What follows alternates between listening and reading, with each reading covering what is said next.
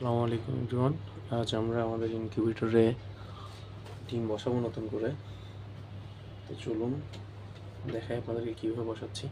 প্রথমে আমি নিচে একটি সুতি কাপড় দিচ্ছি যাতে ডিমগুলো এদিক সেদিক নড়াচড়া না করে। এবার আমি আস্তে আস্তে ডিমগুলো বসিয়ে দেব।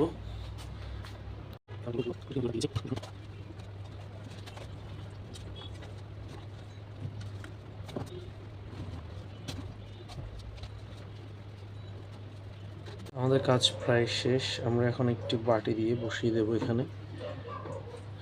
ডিমগুলো এক পাশে সরিয়ে বাটি দিয়ে ঠিক লাইটের নিচ বরাবর বসিয়ে আমরা ইনকিউবেটরটি অন করে দেব। আমাদের কাজ শেষ।